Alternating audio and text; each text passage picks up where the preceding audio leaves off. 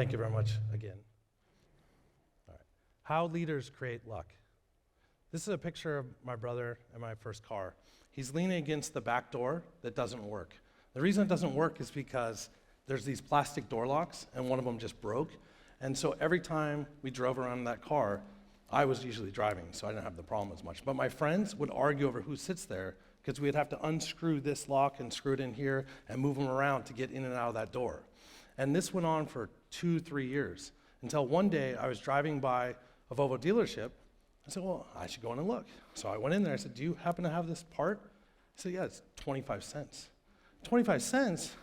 We've been driving around for 2-3 years, and I realized that that small little thing, 25 cents, I could have fixed that a long time ago. And so I think there's lots of things in our lives that we avoid. There's big things, obviously, but there's small little things that can make big changes. And it's not so much for me because I was driving, right? But all my friends used to argue so much over that seat, and now we didn't have to argue anymore. So I think in your life, are there things that you're avoiding? Little tiny things that cost 25 cents. But then guess what happened? The pandemic of 2020 made all of us so we couldn't avoid anymore, right? We didn't have toilet paper. We had to wear a mask on our face. 76% of people just show up to their jobs. They couldn't even do that anymore. You couldn't just show up. So now all of a sudden you're at home and you're facing real issues. And what are you gonna do? And so at that moment, I believe that all of us started thinking like leaders because we had to make really big decisions in our lives and we couldn't avoid.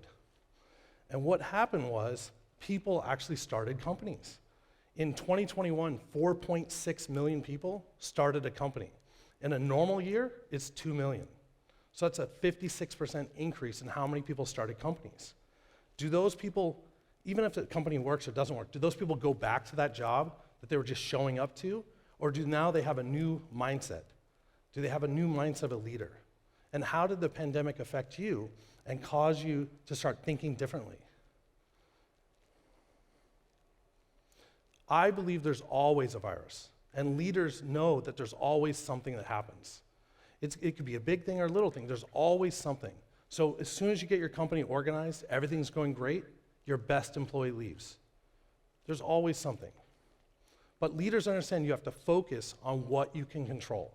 So when I work with people, I have them write down a list of the top 10 things they cannot control and set that aside, and then write down a list of the 10 things you can control right now and focus on those. Because we like to focus on things we can't control. There's nothing you can do about it. You have to be prepared for opportunities to be able to create opportunities. So if you're focusing on things you can't control, you're not preparing for opportunities. So you have to focus on what you can control. But that's where luck comes in. And you've all said this before, oh, that person's so lucky.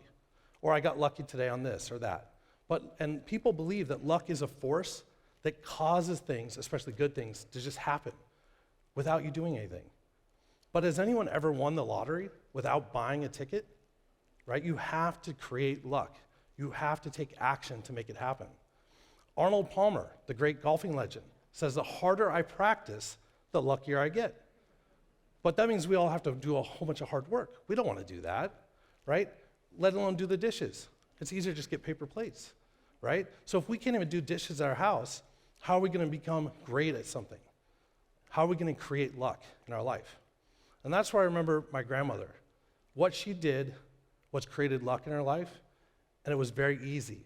I go, okay, so what did she do? What she did was, every January, she invited every single person she knew to her house, whether she liked them or not. She just invited everybody to her house every January. Come to my house, come to my house, come to my house.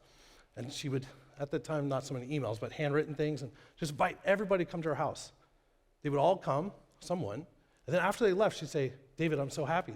I said, is that because everyone left? And she said, no, because it's only January, and every single person I know is obligated to invite me to all their parties for the rest of the year. So she would be proceeded to be invited to everything. And all her friends would tell her, you're so lucky, you get invited to everything. And all she did was every January host another party and keep getting invited. And that's what I call the event effect. And I thought it's so easy. Just invite people to things, whether they come or not, they owe you. And there's psychological principles behind this. When someone does something for you, you feel an obligation to do something back. And it works. it's also related to the human-to-human connection. Instead of business to business, like B2B or business customer, B2C, it's about H to H, human to human, okay? Same thing when you go to a restaurant. When the server brings the check, if they bring mints with it, you'll give them a bigger tip. If they actually bring mints and call it out and say, these mints are for you, that's more of a human-to-human connection. The research shows people will tip 23% more. So what you can do is all of us in here can put together a list of the top 20 people that you would like to invite, okay, to something. Happy hour, board game, connect you on LinkedIn. Come up with a list of the top 20 people. Now in business, it might be your strategic partners. Or if you're looking for a new career, you go on LinkedIn and find people doing what you want to do and try to connect with them. And then if they connect, say, I'd like to invite you to talk. Don't say, I want to pick your brain. People don't like that, it hurts. Well, instead you say, I would like to learn more about how you got to where you are. Oh, really? You want me to talk about myself? Okay. And then you'll start meeting a whole bunch of people that will talk to you, and through that, it's going to lead to opportunities. So I believe, and I work with all the consulting clients, every single client has to do 3 lunch meetings a month. It could be virtual, but 3 lunch meetings a month, 3 times 12 is 36 meetings a year. So if you put together a list of 20 people and you have 36 meetings a year, it's going to create opportunities. It's going to create opportunities for luck in your life. And leaders understand the value of having these types of meetings with other people that can take them to the next level. And it doesn't matter what age you are, what business you're in, or if you're a student, by meeting with other people, it'll help you get to the next level. It'll help you understand yourself and others better. Then what happened was, I started hosting so many events. It just got easier and easier. It was easy when I started doing events because no one would show up. It's a lot easier when no one shows up. But when people start showing up, I mean, it's a lot of work, but I started doing over 50 events a year for over 10 years. And my email list went through the roof. I ended up with about 30,000 emails. And I realized the open rate was 20%. So that's about 5,000 people or so. So wait, I'm sending an email to 30,000 and only 5,000 open it? And then I was like, well, are people even reading this? So I put at the bottom a big picture of me holding a fish and a sushi knife, say, go to LinkedIn and endorse me as a sushi chef. And 5 people, one was my mother, would do it. And I realized nobody's reading these things. However, I would send out my email newsletter and people would send me messages back, thanks so much for inviting me to something, or thanks so much for this. I was like, wait, they're not even coming, but the email works. So I was like, I'm gonna make it simple. So what I focused on was sending out email newsletters, and from David Mitroff, subject line, you are invited. Now if you put your invited, they'll piss people off. Don't put you gotta put you are, okay? The other thing is, I realized that 20%, I gotta get that open rate higher. How do I get that open rate higher?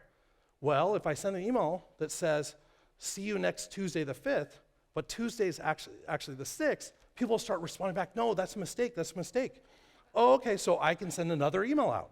And I send another email out that says mistake. And it's actually this day, this time. The second email with the mistake gets around a 40% open rate. But the first email, the one that got 20%, gets a 60% open rate. People want to go back and see, he made a mistake. That's why I'll never send email newsletters. And so what happened was, I got other people to send less email newsletters, so I got less spam, and I got more opens. And guess what? Didn't necessarily lead to more people coming to my events, but it led to more people thinking about me. And making a mistake about a date and a time, people don't care about that. So, but what happened though, is I started getting smart and inviting more and more people. And I came up with ideas like, I want to get on free yachts. So I started connecting with people on LinkedIn that are yacht dealers, yacht brokers. I started inviting them to events, whether they came or not, didn't matter. Guess what happened? I started getting invited to go on free yacht rides. Well, this is great. And then one of those people is the largest yacht dealer in Northern California. She hired me and started paying me. She paid me for 2 years as a consultant, and I grew her business, and I got to go on all her boats for free anytime I wanted. And people say, David, you're so lucky. You get to go on all these yachts for free and get paid. I say, it's not luck. You have to create it. You have to create these opportunities.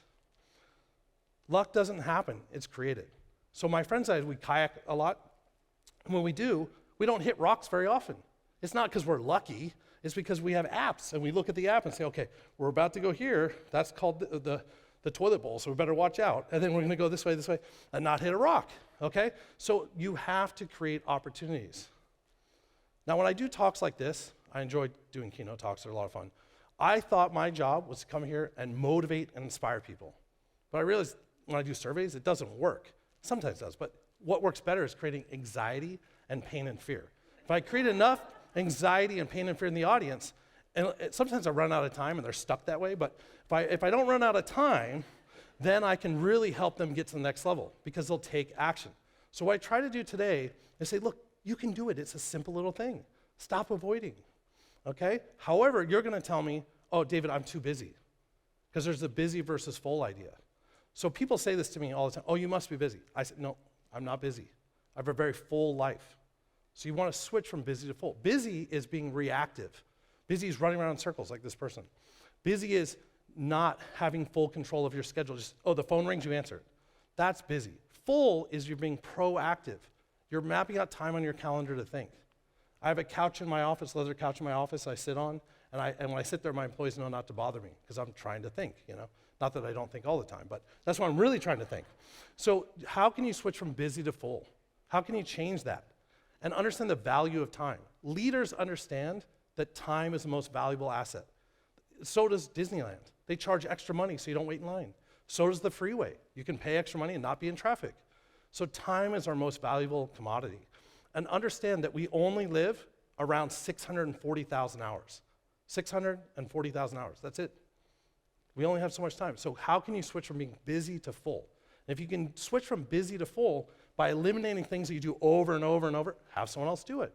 Or focusing on the right activities and not focusing on what you cannot control, if you can do that, you can have time to do these activities and create more luck in your life. So what are you avoiding? Big, small, calling your mother. What small changes can you make in your life, right? How can you create opportunities for luck? So take action. Start thinking like a leader and create small shifts to make big changes in your life. Thank you. Thank you very much.